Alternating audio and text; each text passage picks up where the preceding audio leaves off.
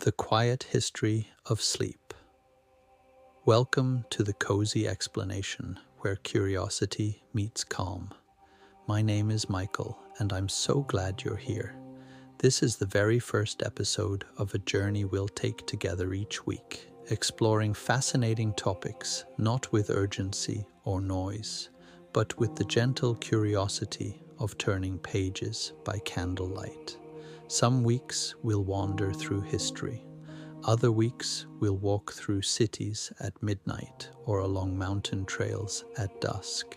We'll discover the stories behind everyday objects, the science of wonders, the quiet moments that change the world.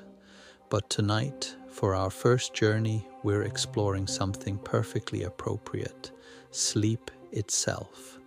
The very thing you're preparing to do right now. So get comfortable, adjust your pillow, pull your blanket to exactly where it feels right. Let your shoulders drop. Let the day begin to fade away. For the next little while, you're here with me, and we're going to discover why you're so wonderfully designed to do exactly what you're about to do. Let the world outside become soft and distant, and let's begin. Chapter 1. The Ancient Mystery of Sleep. Tonight, as you drift off, you're participating in something far older than humanity itself. Sleep is not a modern invention, not even a human one. It predates our species by hundreds of millions of years. From the smallest insects to the largest whales, nearly every creature that has ever lived has needed to stop, to rest, to sleep. And that's rather strange when you think about it. Imagine for a moment the brutal honesty of natural selection, the ruthless efficiency of evolution. For an animal in the wild, sleep seems like a terrible idea. You're vulnerable, you're not finding food, you're not reproducing, you're not watching for predators. You're simply absent, unconscious, gone from the world for hours at a time. A gazelle sleeping on the African savanna is a gazelle that could be eaten. A bird sleeping in a tree is a bird that's not finding its next meal. Every hour spent unconscious is an hour of risk with no obvious reward. And yet, sleep survived. Sleep thrived. Sleep became universal. This tells us something profound. Sleep must be doing something absolutely essential. Something so important that evolution couldn't eliminate it, even with millions of years to try. Scientists call it adaptive inactivity, evolution's elegant solution to a problem. In a dangerous world, there are times when activity is more costly than rest, when hunting is difficult, when predators are most active, when energy would be wasted on futile searching, when the body needs time to repair itself from the inside. So sleep emerged not as a weakness, but as a sophisticated strategy for survival. And in mammals, it became something even more remarkable. While your body rests tonight, your brain will be anything but passive.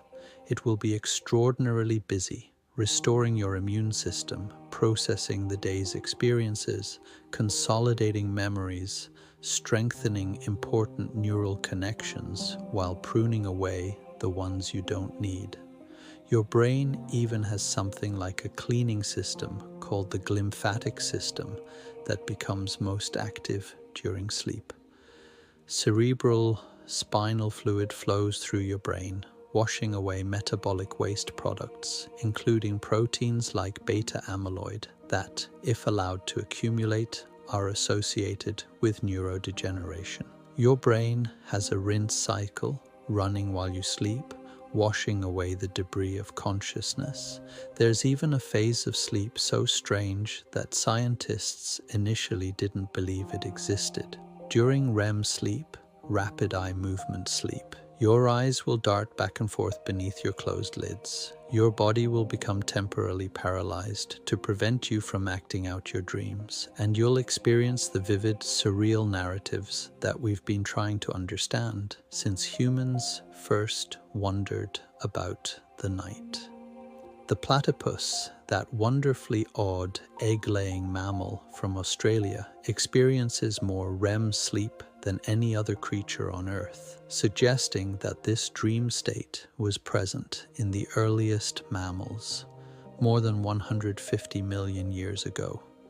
Whatever dreams do, they're ancient, they're important, they're part of what makes mammalian brains work. Sleep, it turns out, is of the brain, by the brain, and for the brain. It's not a pause in living. It's a different kind of living altogether. Chapter 2.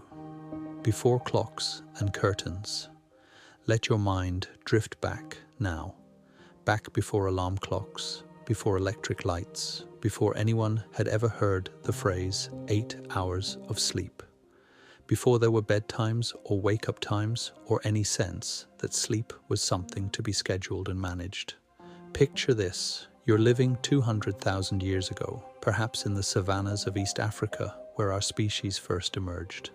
The sun is setting, painting the sky in shades of amber and deep violet, and that particular shade of blue that only exists at dusk. The temperature is beginning to drop. That delicious coolness that comes when the sun releases its hold on the land and the earth begins to breathe out the heat it's been holding. You're not alone. You're surrounded by your community, your tribe, 20, maybe 30 people, all familiar faces, all part of your world. There's the smell of smoke from the fire, which will burn through the night, tended in shifts, keeping predators at bay. Someone is telling a story about the hunt. Children are settling down near their mothers. An elder is working on a tool, hands moving with practiced ease, even as the light fades. The sounds of the evening begin to shift. Diurnal birds fall silent. Insects begin their night songs. Somewhere distant, a hyena calls. The fire crackles and pops, sending sparks up into the darkening sky. When darkness comes, it comes completely. No street lights, no phones, no glow from neighboring houses, just the fire, the stars scattered across the sky in numbers that would astonish anyone living in a modern city, and the moon if you're lucky enough to have it. But here's something fascinating that contradicts what many people assume. Our ancestors didn't necessarily sleep more than we do. Studies of modern hunter-gatherer societies, the San people of Namibia, the Hadza of Tanzania, reveal that they sleep roughly 6.5 to 7 hours a night, about the same as someone living in London or New York or Copenhagen today.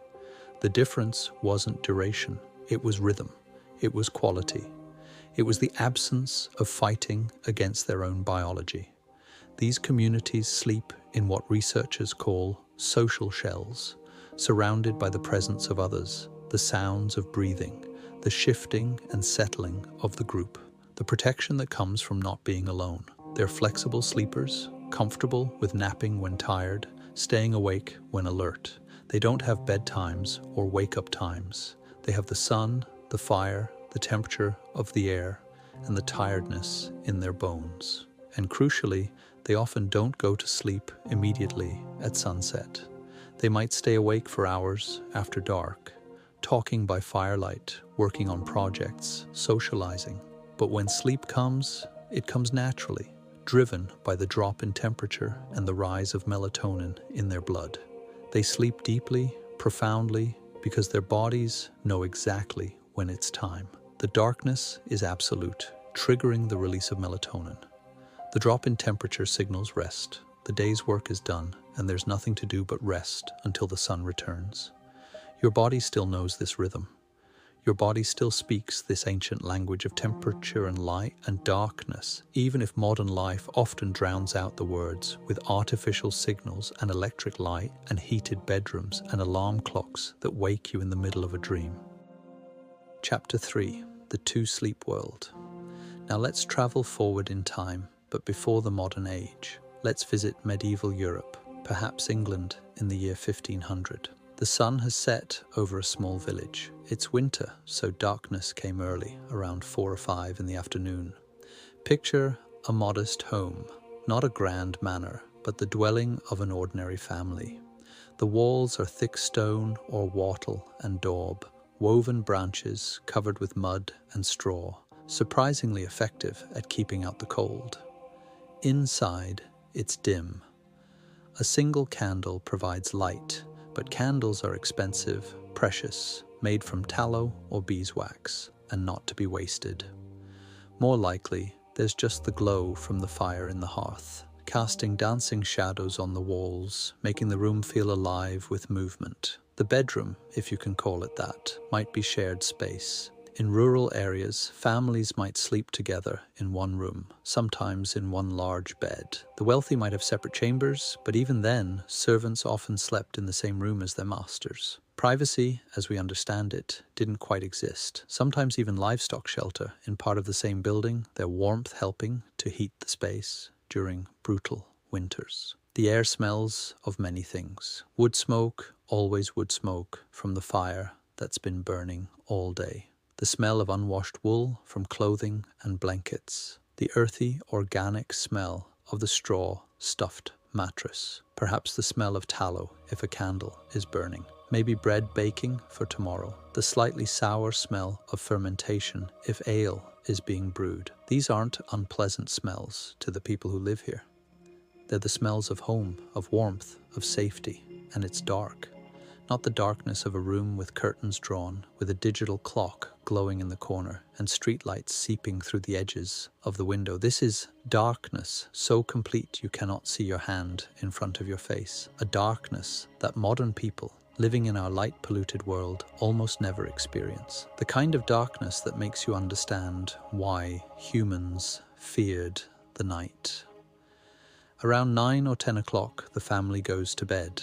There's no bedtime routine as we'd recognize it. No brushing teeth, no putting on pajamas. They simply bank the fire, perhaps say a prayer, and climb into their shared sleeping spaces. The bed itself might be a wooden frame with rope supports, covered with a straw-filled mattress. In wealthier homes, feather beds. But for most people, straw that rustles with every movement, that pokes through the rough linen ticking. They cover themselves with rough blankets or furs. Heavy wool that smells faintly of lanolin and smoke. And within minutes, exhausted from physical labor that began at dawn, they fall into what they call first sleep, or sometimes dead sleep. This deep slumber lasts for about 3 to 3.5 hours. Deep, restorative, the kind of sleep that knits up the raveled sleeve of care, as Shakespeare would later write. And then something happens that would seem strange to us today, but was completely normal to them. So normal, it barely warranted mention in diaries or letters. Around midnight, maybe 1 in the morning, they wake up. Not groggy, not confused, not lying there frustrated that they can't get back to sleep, checking a clock, calculating how many hours are left before morning. They wake naturally, easily, into what they called the watch. Let your imagination settle into this moment with me. It's 1 or 2 in the morning. You've awakened from your first sleep and you're lying in bed in the darkness. The house has cooled considerably. You can feel the cold air on your face, but under the blankets, your body is warm. You can hear the wind outside, perhaps rain on the thatch roof, a gentle drumming. Someone nearby is breathing deeply, steadily. The embers in the fireplace glow faintly orange, just enough to suggest shapes, but not enough to truly see. And there's no anxiety about it, no frustration, no sense that something is wrong. This is normal. This is expected. This is what nighttime is. This is what people do.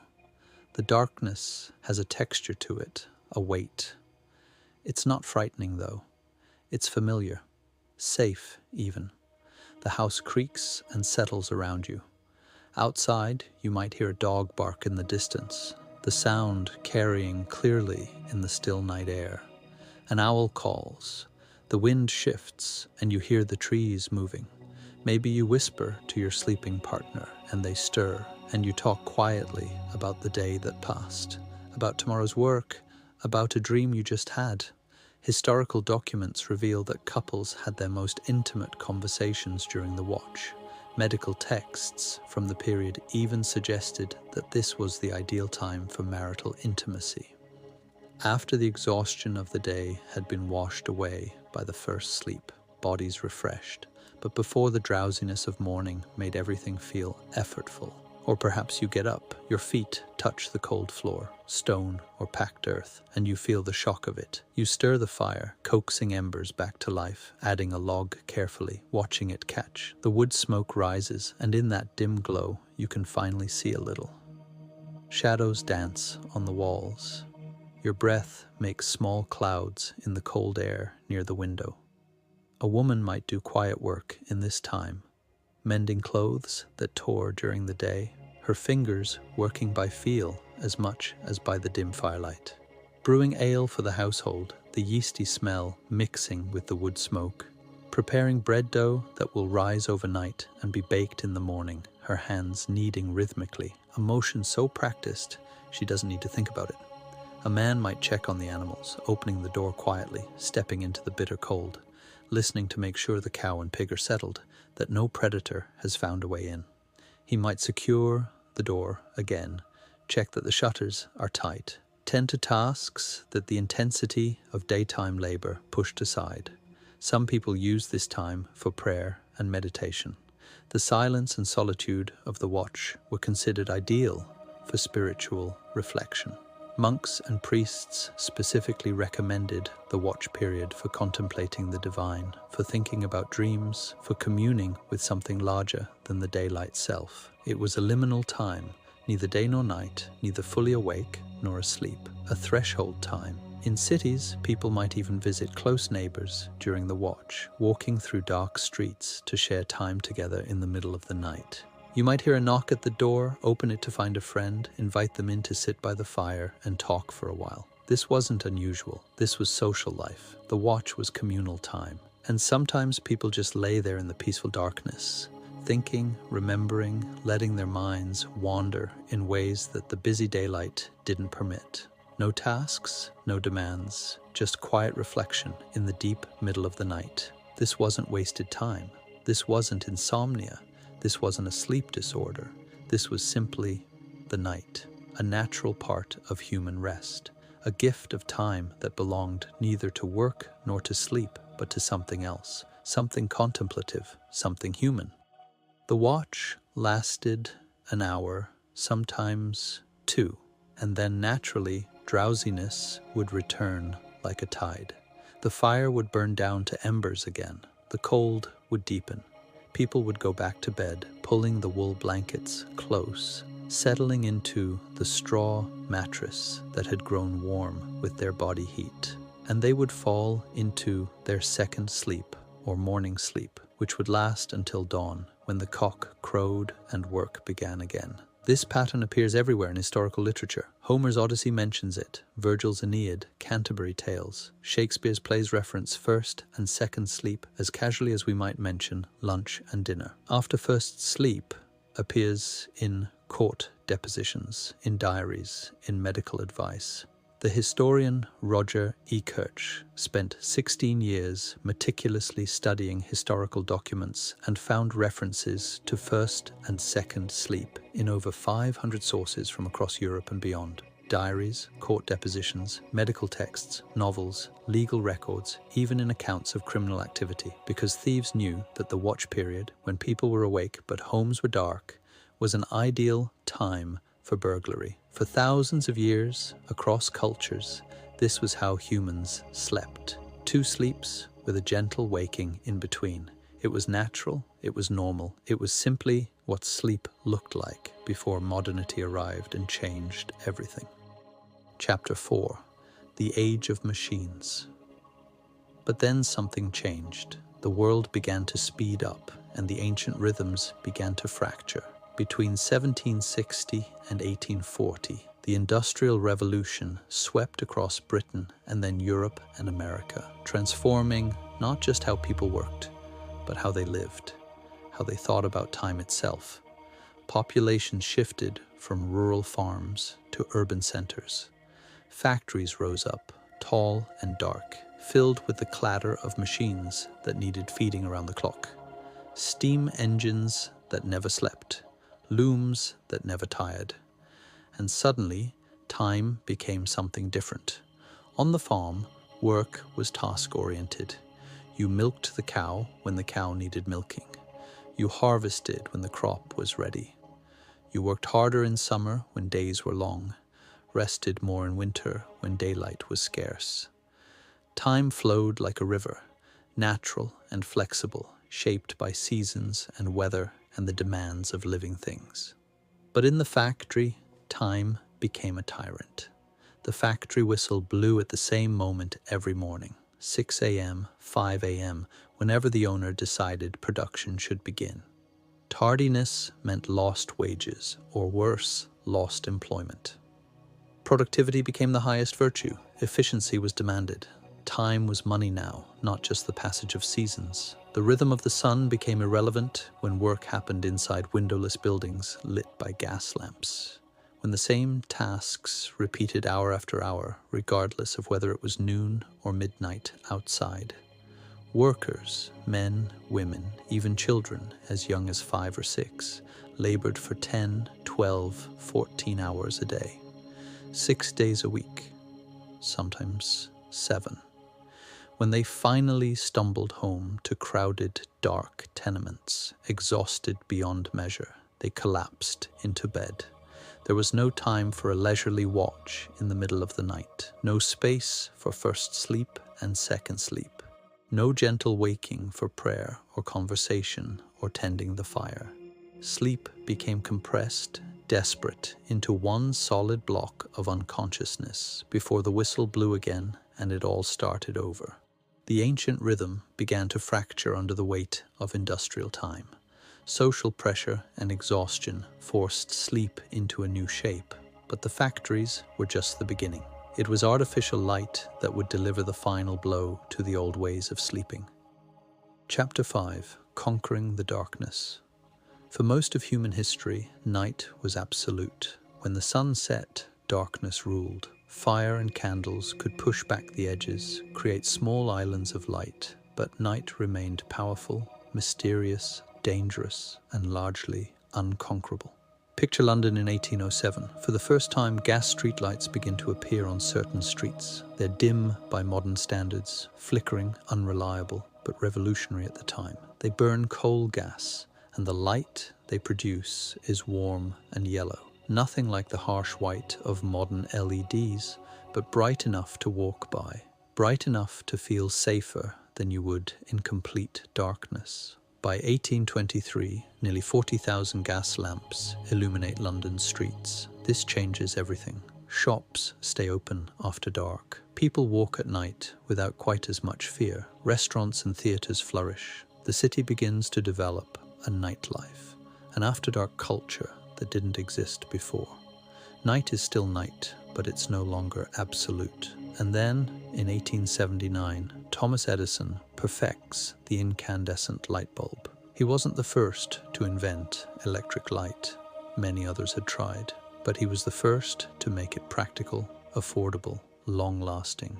On September 4th, 1882, he electrifies part of Manhattan, powering hundreds of bulbs simultaneously. Night turns to day.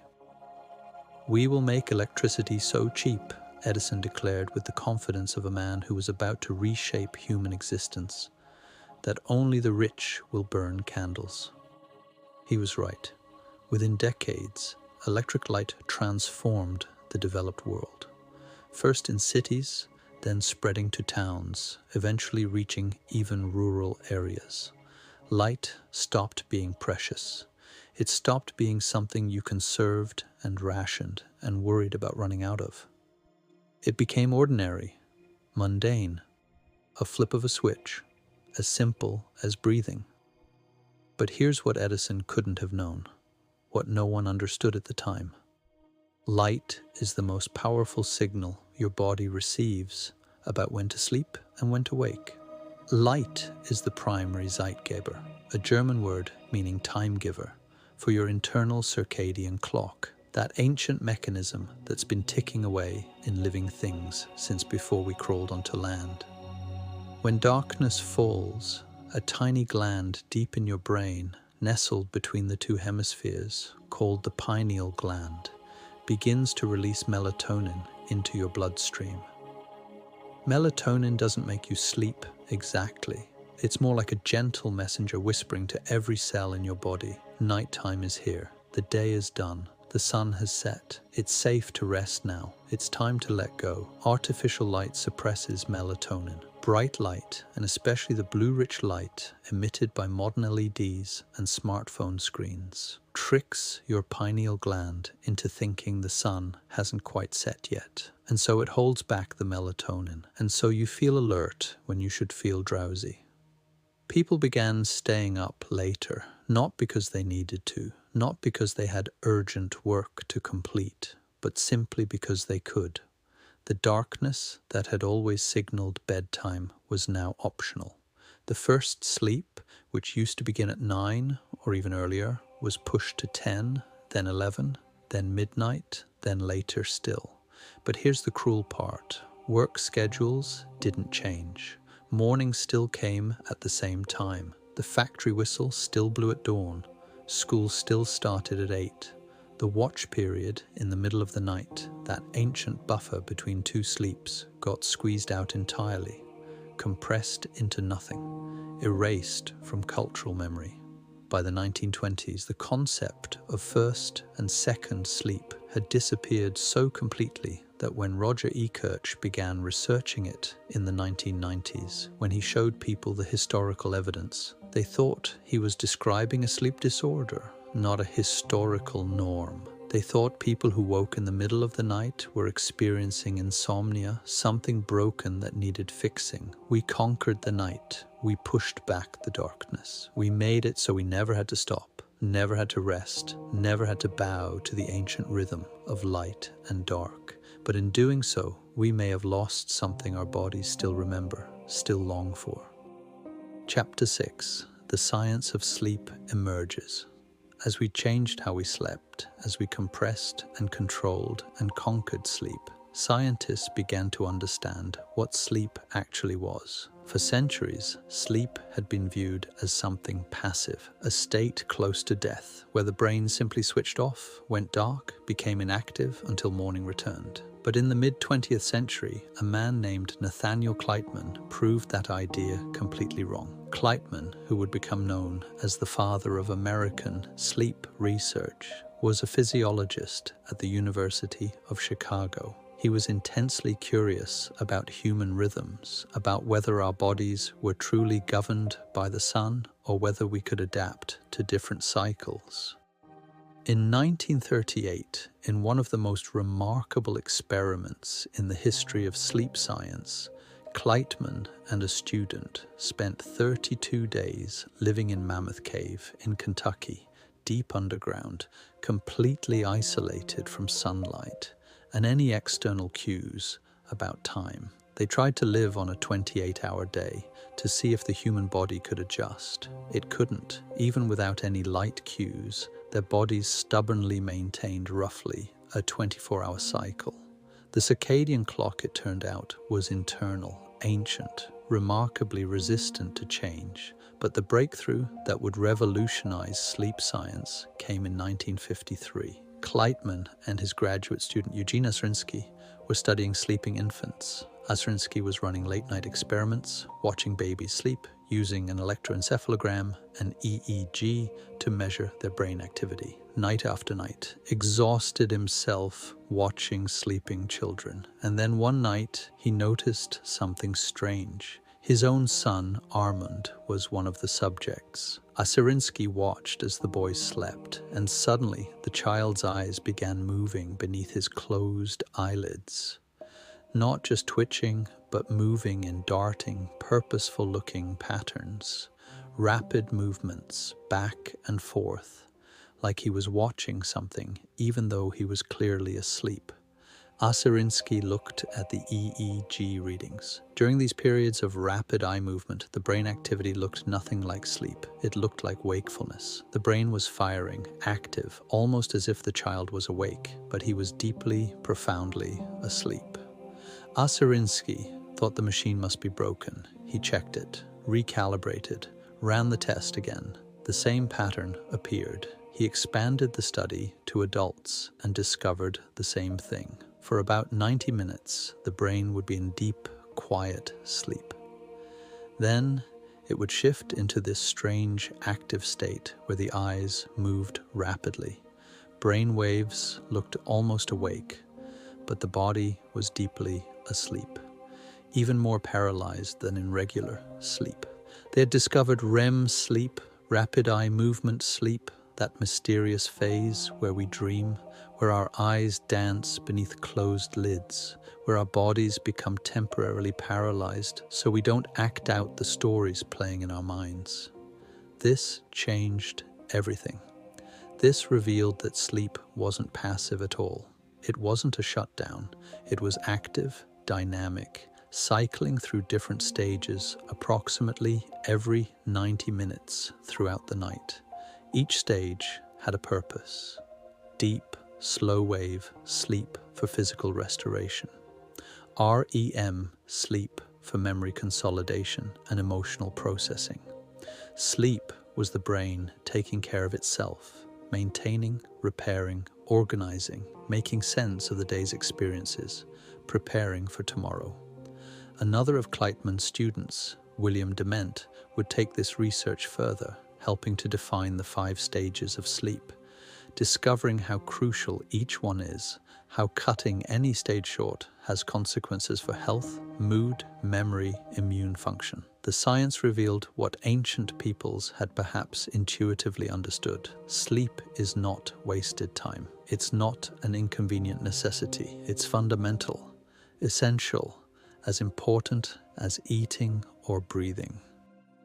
Chapter 7. The Modern Sleep Crisis. And yet, here we are in the 21st century, in the middle of what experts are calling a sleep crisis. The Centers for Disease Control reports that more than 1/3 of American adults don't get enough sleep regularly. In some countries, it's worse. We live in a state of chronic sleep deprivation, walking through our days in a fog we've grown so accustomed to that we think it's normal.